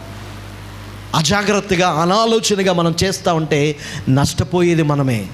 కానీ జాగ్రత్తగా శ్రద్ధతో భయభక్తులతో మనం చేస్తే ఆశీర్వదింపేది కూడా నేనే. ఆమేన్. నా లైఫ్లో నేను అనుభవించాను అది. ప్రభు దగ్గర ఎవరు లేరు, నేను ఒక్కడినే చర్చిలో కూర్చునేవాడిని. చర్చిలో కూర్చుని ప్రభుతో మాట్లాడుతూ ఉండేవాడిని. నా దగ్గర ఒక గిటార్ ఉంటే గిటార్ వాయించడం రాదు, పాట పాడడం రాదు, పాటలు రాయడం రాదు. అలాంటి స్థితిలో పరిచర్య చేసేవాడిని. నేను పరిచర్య చేసేవాడిని. ఎవరు చూడలేదు, నన్ను ఎవరో పట్టించుకోలేదు కూడా. కానీ నన్ను చూశాడు ప్రభు, నా స్థితిని మార్చేశాడు. నేను ఒక సున్నాని నేను గుర్తెరిగాను. ప్రభువా, నేను ఎంత చేస్తున్నా నేను ఒక పెద్ద సున్నాని, నాకు విలువ లేదయ్యా. నా పక్కన నువ్వు ఉండేసాయా, నువ్వు నా పక్కనుంటే నాకు విలువ వస్తుంది. కాబట్టి నా పక్క నుండి నన్ను బలపరచు, నేను నీ కొరకు చేస్తాను ప్రభు అంటే. ప్రభు దగ్గర ఎప్పుడైతే నా జీవితాన్ని అప్పగించుకున్నాయి, ఆయనకు విలువ ఇచ్చానో, ఆయన నేను విలువైన దేవుణ్ణి నేను కోరుకున్నానో, నా జీవితం దేనికి పనికిరాదని నేను అనుకున్నానో దానికే పనికొచ్చేటట్టుగా చేశాడు నా యేసయ్య. హల్లెలూయా.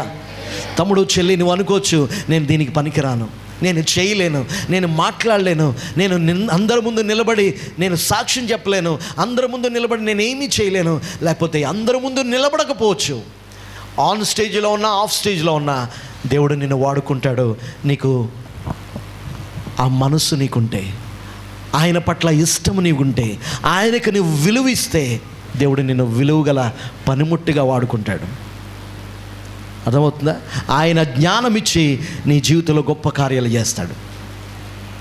దావీదు మంచి యుద్ధశాల, దావీదికి ఏమీ రాదు, దావీదికి ఏమీ రాదు, వీణ వాయించడం రాదు, ఏమీ రాదు.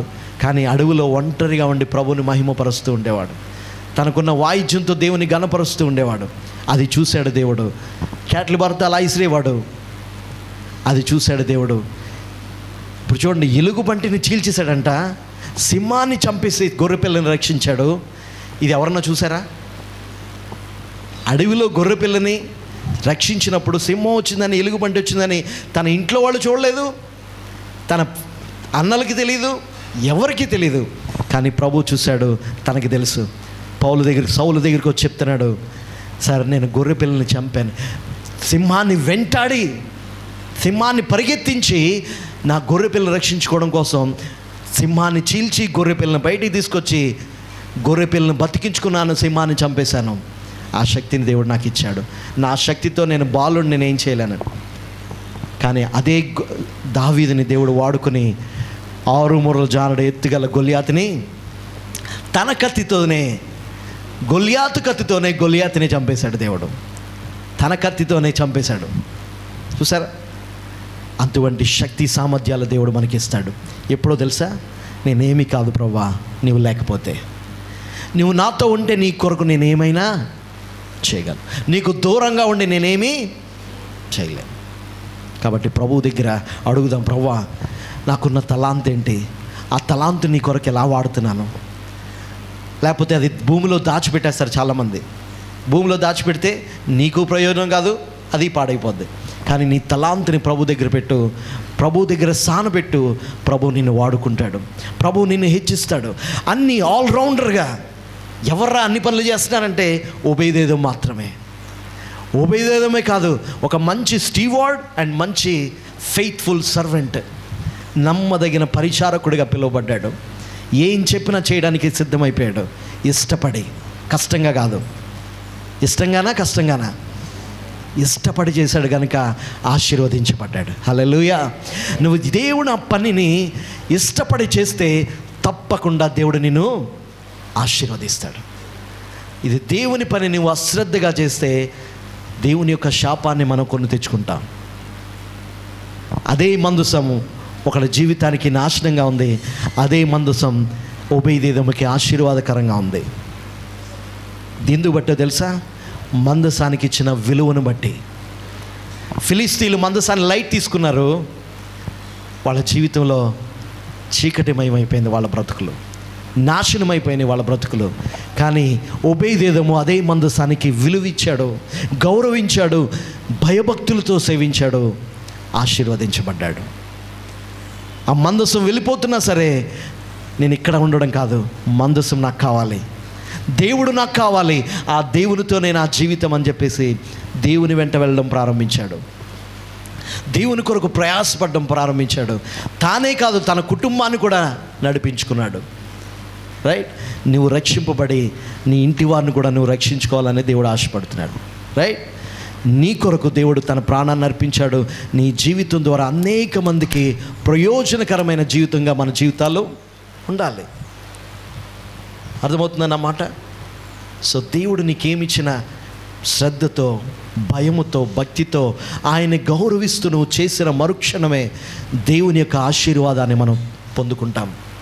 అశ్రద్ధగా చేస్తే నష్టపోయేది ఎవరు? మనమే.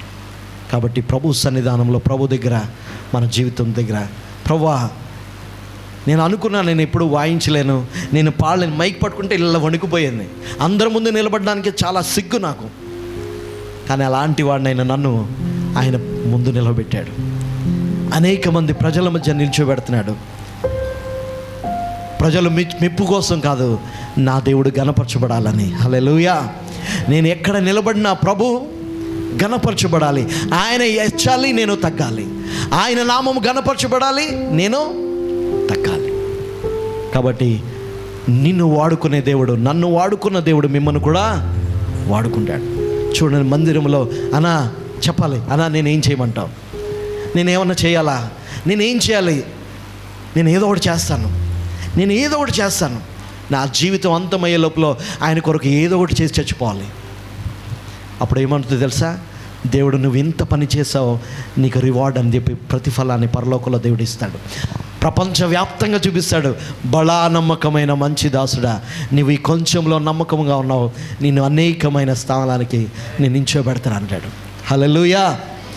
కాబట్టి ప్రభు కొంచెంలో మీరు నమ్మకంగా జీవించండి, ప్రభు మిమ్మల్ని ఉన్నతమైన స్థితిలో నిలబెడతాడు, ఆశీర్వదిస్తాడు. ఆశీర్వాదం కాదు మనకు ముఖ్యం, ఆశీర్వాదానికి కారణమైన ప్రభు మనకి ముఖ్యం. ఆయన మనతో ఉంటే మనకన్నీ ఆశీర్వాదాలే. ఆశీర్వదించే దేవుని మనం కోరుకుంటే ఆశీర్వాదాలు. ఆలోచన కర్తను మనం కలిగి ఉంటే మంచి ఆలోచన దేవుడు మనకిస్తాడు. అద్భుత దేవుడే మనలో ఉంటే ఎన్నో అద్భుతాలు మనం చూడగలుగుతాం. హల్లెలూయా. కాబట్టి ఆ యేసయ్యను మనం కలిగి ఉండి, ప్రభువా నేను రక్షింపబడ్డాను, నీ బిడ్డగా నేను జీవిస్తున్నాను, ఏం చేసావు స్టాన్లీ నా కోసం అని ప్రభు అడిగితే నువ్వేం చెప్తావు? నీ ప్రశ్న ఏంటి? నీ సమాధానం ఏంటి? నువ్వు నా కోసం ఏం చేసావు? నేను నీ కోసం ఇంత చేశాను కదా, నా ఆఖరి రక్త బొట్టు వరకు నీ కొరకు కాచి నిన్ను ప్రేమించి ఇంత చేశాను, నువ్వు నా కోసం ఏం చేసావు అని ప్రభు అడిగితే నీ సమాధానం ఏంటి? ప్రభువా నువ్వు ఇచ్చిన సమయం అంతా నేను వృధాపరిచాను, నీ కోసం నేను కేటాయించలేదు, నా సమయాన్ని, నా తలాంతుల్ని, నా ఆశల్ని ఈ లోకం కొరకే ఖర్చు పెట్టాను, కానీ నీ కొరకు నేను ఖర్చు పెట్టలేదు యేసయ్యా. సంపదే నాకు ముఖ్యం, నా ఉన్నతమైన స్థితే నాకు ముఖ్యం, నాకు పేరే ముఖ్యం, నా అందమే ముఖ్యమని దానికోసమే నేను వెంటాడాను, కానీ నీ కోసం నేను పనిచేస్తాను యేసయ్యా. నన్ను వాడుకో యేసయ్యా, నీ పాత్రగా నన్ను వాడుకో అంటే ప్రభు ఇక్కడ ఉన్న ప్రతి ఒక్కరిని వాడుకుంటాడు. మీరే ఒక సాక్షులుగా, మీరే ఒక ఓబేదేదోములాగా దేవుడు మిమ్మల్ని బలపరిచి ఆశీర్వదిస్తాడు. రైట్? ఓబేదేదోమును ఆశీర్వదించిన దేవుడు, ఆయన సన్నిధిని నువ్వు కోరుకుంటే, ఆయన హస్తము నీ మీద ఉంటే అద్భుతాలు నువ్వు చూడగలుగుతావు. నిన్ను ఆశీర్వదిస్తాడు. అనేక మందికి ఆశీర్వాదానికి కారకునిగా దేవుడు నిన్ను చేస్తాడు. ఎంతమంది దేవుని చేత ఆశీర్వదించబడాలని కోరుకుంటున్నారు? లార్డ్ నన్ను నిజంగా ఆశీర్వదించు ప్రభువా, నాకు నీ ఆశీర్వాదం కావాలి. ఆశీర్వాదం అంటే ప్రభువునే కోరుకోవడం. దీవెన కావాలన్న వాళ్ళు ఏం చేస్తారంటే, ప్రభువా నాకు చదువులో దీవించు, నా అందంలో దీవించు, నాకు ఉద్యోగంలో దీవించు అంటారు. అంటే అక్కడే దీవించబడతాం. కానీ ప్రభువా నన్ను ఆశీర్వదించు అంటే ప్రభువా నీవే నాకు కావాలని. ప్రభువా దీవించు అంటే నాకు అవి కావాలి, ఇవి కావాలని అడుక్కుని పొందుకోవడం దీవెన, ప్రభువుని పొందుకోవడం ఆశీర్వాదం. హల్లెలూయా. మెటీరియల్ని అడుక్కుని పొందుకునేది దీవెనైతే, స్పిరిచువల్గా నువ్వు బ్లెస్ చేయబడ్డం అది ఆశీర్వాదం. ఆత్మ దీవించబడ్డ, ఆత్మ ఆశీర్వదించబడ్డం మనకి ప్రాముఖ్యం. అందుకనే happy birthday song, May God bless you dear అంటారు. అంటే యెహోవా నిన్ను ఆశీర్వదించునుగాక, ప్రభువు నిన్ను ఆశీర్వదించునుగాక. ఎందుకంటే ప్రభువే మనల్ని ఆశీర్వదించాలి. రైట్? ప్రభువే మనల్ని ఆశీర్వదించాలి. ఐ బ్లెస్ యూ అంటారు ఎవరన్నా? ఐ బ్లెస్ యూ, నేను దీవిస్తున్నాను, నేను దీవిస్తున్నానని. మనుషులు చెప్పొచ్చు దీవిస్తున్నానని, నేను నిన్ను ఆశీర్వదిస్తున్నానని నేను చెప్పలేను. ప్రభువు తెప్పాలి. ఎందుకంటే ఆశీర్వాదం ప్రభువు దగ్గర నుంచి వచ్చేది, దీవెన ప్రజల దగ్గర నుంచి వచ్చేది. ఆమేన్. డిఫరెన్స్ అర్థమైందా మీకు? ఆశీర్వాదం వేరు, దీవెన వేరు. నాకు దీవించు ప్రభా అంటే, ప్రభా దీవించు, గర్భఫలం దయచే ప్రభా, అవన్నీ దీవెనలు. కానీ ప్రభువు నుంచి వచ్చే ఆశీర్వాదం ఎలాంటిదంటే అది శాశ్వతమైనది, అది ఎవరో ఎత్తుకుని వెళ్ళిపోయేది కాదు. దేవుడు ఒక్కసారి నేను ఆశీర్వదించాడంటే, ఓబేదేదోమును ఆశీర్వదించాడు, ఏం చేశాడు? ఆశీర్వాదంతోనే ఉండిపోలేదు, మందసం వెళ్ళిపోతుంటే మందసంతో పాటు వెళ్ళిపోయాడు. కాబట్టి ప్రభువుతో మన జీవితం ముందుకు వెళ్ళిపోవాలి. ఆశీర్వాదాన్ని పట్టుకుని వేలాడకూడదు, ప్రభువుని పట్టుకుని ప్రభువు మన నెత్తి మీద ఉండాలి. రైట్? ఎంతమంది ప్రభువా నన్ను వాడుకో యేసయ్యా, నేను నీ కొరకు వాడబడే పాత్రగా ఉంటాను. నాకేమీ రాదు, నిజమే, నాకేం తలాంతు లేదనుకుంటున్నాను, కానీ నీ దగ్గరికి వస్తే నువ్వు నాకు బలపరచగలవు. నువ్వు నన్ను బలపరిస్తే నేను నీ కొరకు ఏమైనా చేస్తాను. నన్ను ఆశీర్వదించు ప్రభువా అని ప్రభు పాదాల దగ్గరికి వచ్చి అడిగితే, ప్రభువు నువ్వు దేనికి పనికిరానని నువ్వు అనుకుంటావో దానికి పనికొచ్చేటట్టుగా దేవుడు చేస్తాడు. నమ్మండి, విశ్వసించండి, ప్రభుని హత్తుకోండి, ప్రభు పని చేయండి. Right? Do what you can, God will do what you can't. నువ్వు చేయగలిగింది నువ్వు చేయలేనిది ప్రభు చేస్తాడు. హల్లెలూయా. నువ్వు ఎంతవరకు చేయగలవు అంతవరకు ప్రయాసపడు ప్రభు కొరకు. నీ కోసం ప్రభు నీ కార్యం చేస్తాడు. రైట్? అర్థమైందన్నా? ఈరోజు మన టాపిక్ ఓబేదేదోము గురించి మనం ధ్యానం చేసాం. ఓబేదేదోమును దేవుడు ఏ విధంగా ఆశీర్వదించాడో. ఓబేదెదోము ఆశీర్వదించబడిన తర్వాత ఏ విధంగా తన దేవుని మందస్సం పట్ల ప్రేమ కలిగి, గౌరవం కలిగి, భయముతో, భక్తితో దాన్ని వెంబడించాడో మనం చూసాం. అటువంటి భయము, భక్తితో కూడిన జీవితం మనం కలిగి ఉండి ప్రభు యొక్క ఇష్టమైన బిడ్డలుగా మనం జీవించాలని, ప్రభువుకి విలువ ఇచ్చేవారుగా మనం ఉన్నప్పుడు ప్రభు మన విలువను పెంచేస్తాడు. ఆయన విలువని పెంచే దేవుడు ఆయన. అటువంటి కృపను పరిశుద్ధాత్మ దేవుడు మనందరికీ అనుగ్రహించును గాక.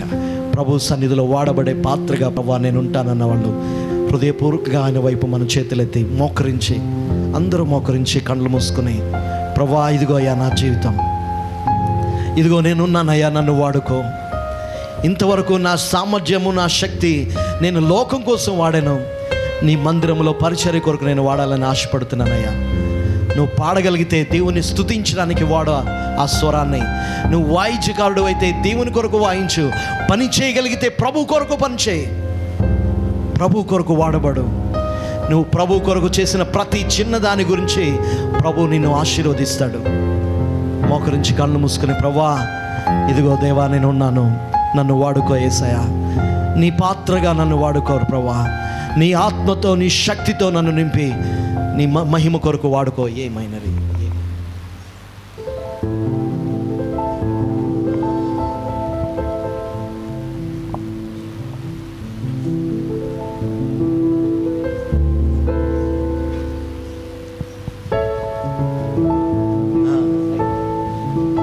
Praise you Jesus, praise you Lord, hallelujah, hallelujah. అందరూ మన చేతులెత్తి ప్రభు సన్నిధిలో, ప్రభా ఇదిగో చేతులు, ఈ చేతులు సామాన్యమైనవే, కానీ నీ చేతిలో పడితే ఈ చేతులు సహజానికి అతీతమైన కార్యాలు చేస్తాయి. మోషే చేతిలో ఉన్నది కర్ర సామాన్యమైందే, కానీ ప్రభు మాట చెప్పున ఎత్తినప్పుడు ఎర్ర సముద్రం కూడా పాయలైపోయింది. నీకు ఏది ఉందో దాన్ని బట్టి ప్రభువుని కనపరచు. ప్రభా నన్ను వాడుకో అని పైకి మోకరించి, తమ్ముడు బోర్ల పెట్టకు, పైకి మోకరించి రెండు చేతులు ఆయన వైపు చాపి, ఇదిగోయ్యా నా జీవితం, నా చేతులు నీకు అప్పగిస్తున్నాను, నన్ను వాడుకో యేసయ్యా, నేను సిద్ధముగా ఉన్నాను ప్రభా. I'm ready to do lord for you glory. నీ మహిమ కొరకు నేను చేయడానికి సిద్ధంగా ఉన్నాను. నా జీవితాన్ని వాడుకో ప్రభువా, నేను సిద్ధంగా ఉన్నాను, నన్ను వాడుకో. ఈ దీన పాత్రను నీ శక్తితో, నీ బలముతో, నీ ఆత్మతో నన్ను నింపి నీ మహిమార్థమై నన్ను వాడుకో యేసయ్యా అని ప్రభు సన్నిధిలో అడుగుదాం. కళ్ళు మూసుకుని, అందరం కళ్ళు మూసుకుని అడుగుదాం. ప్రభువా నీ సిద్ధముగా ఉన్నాను, ప్రభువా నీ సిద్ధముగా ఉన్నాను, నన్ను వాడుకో. ఈ దీన పాత్రను నన్ను వాడుకో. ఈ దీన పాత్రను నీ శక్తితో, నీ బలముతో, నీ ఆత్మతో నన్ను వాడుకో. నీ శక్తితో, నీ బలముతో, నీ ఆత్మతో నన్ను వాడుకో. నీ శక్తితో, నీ బలముతో, నీ ఆత్మతో నన్ను వాడుకో. ప్రభువా నే సిద్ధముగా ఉన్నాను, ప్రభువా నే సిద్ధముగా ఉన్నాను, నన్ను వాడుకో. ఈ దీన పాత్రను నన్ను వాడుకో. ఈ దీన పాత్రను నీ శక్తితో, నీ బలముతో, నీ ఆత్మతో నన్ను వాడుకో. నీ శక్తితో, నీ బలముతో, నీ ఆత్మతో నన్ను వాడుకో. నీ శక్తితో, నీ బలముతో, నీ ఆత్మతో బలముతో నన్ను వాడుకో. నా ప్రార్థన లాపన అర్పణ నీకే. ఓ లోతున నా మనసున నా దర్శనం నీవే. నా ప్రార్థన లాపన నా అర్పణ నీకే. ఓ లోతున నా మనసున నా దర్శనం నీవే. ప్రభువా నీ సిద్ధముగా ఉన్నాను. పడదామందరూ ప్రభువా అడుగుదామా. నీ సిద్ధ here I am Lord use me. నేనున్నానయ్యా, నన్ను వాడుకో యేసయ్యా. ఈ దీన పాత్రనయ్యా, నేను ఒక దీనుడుగా నీ పాత్రగా నన్ను వాడుకోనైనా. నీ శక్తితో నీ బలముతో నీ ఆత్మతో నన్ను వాడుకో. నీ శక్తితో నీ బలముతో నీ ఆత్మతో నన్ను వాడుకో.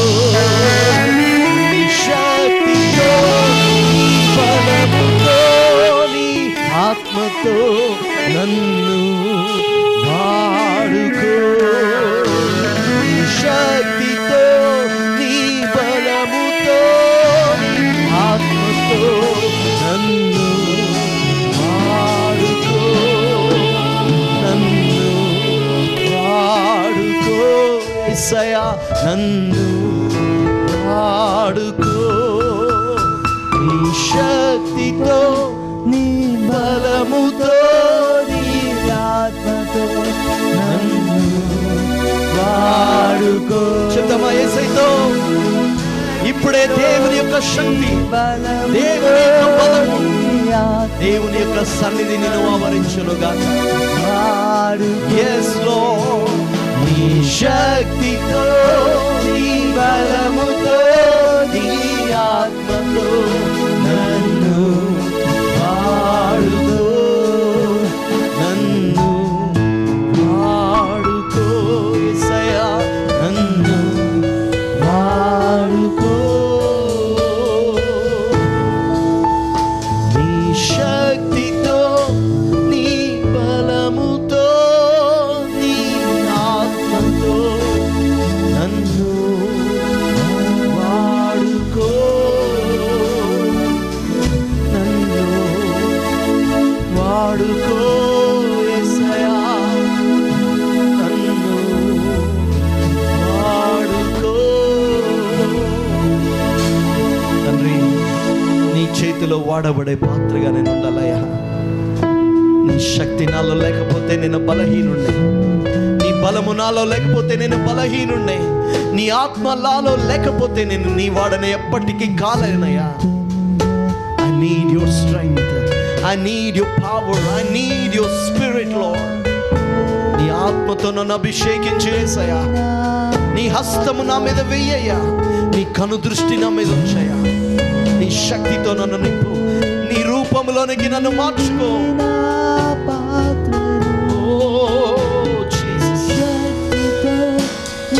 బలముతో here I am, Lord. యేసయ్యా, ఇప్పుడే నీ శక్తితో వాడుకో. నీ శక్తితో నీ బలముతో ఆత్మతో నన్ను వాడుకో. నీ శక్తితో నీ బలముతో నీ ఆత్మతో నన్ను. నేనున్నాను యేసయ్యా. నా జీవితాన్ని నీ కొరకు వాడుకోయ్యా. నీ పాత్రగా నన్ను వాడుకోయా. పనికొచ్చే పాత్రగా వాడుకోనాయనా. ఉపయోగపడే పాత్రగా, అర్హమైన పాత్రగా నా జీవిత కాలమంతా నీ కొరకు వాడబడాలి. ఈ నోరు నీ కొరకు వాడబడాలి. ఈ జీవితం నీ కొరకు వాడబడాలి. నా సమస్తము నీ కొరకు వాడబడాలి యేసయ్యా. వాడుకో యేసయ్యా. కళ్ళు మూసుకో తమ్ముడు, కళ్ళు మూసుకొని ప్రభు సన్నిధిలో అడుగు, ప్రభా నన్ను వాడుకో యేసయ్యా, నన్ను నీ శక్తితో నింపు యేసయ్యా.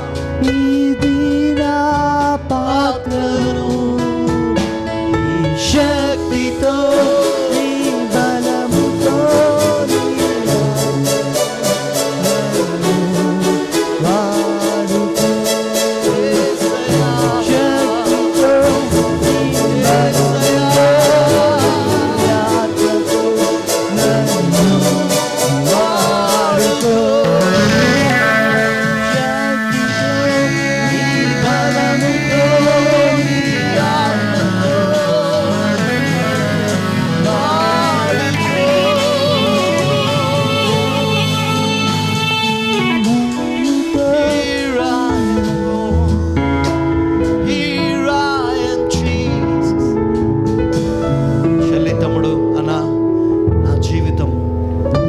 వాడబడాలని ఆశగా ఉంది.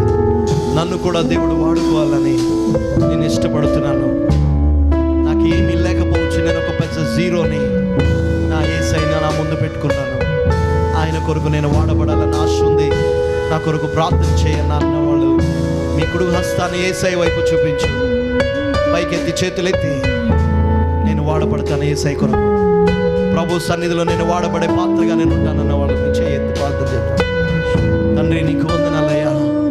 నీ ప్రియమైన బిడ్డలందరినీ మీరు చూస్తున్నావు నాయన. వారి హృదయపు ఆశను ఎరిగిన దేవుడు, ఓబేదేదోము ఆశను గుర్తించి ఓబేదేదోముని అతని కుటుంబాన్ని మీరు దీవించావు, అతని సొత్తంతటిని మీరు ఆశీర్వదించావు.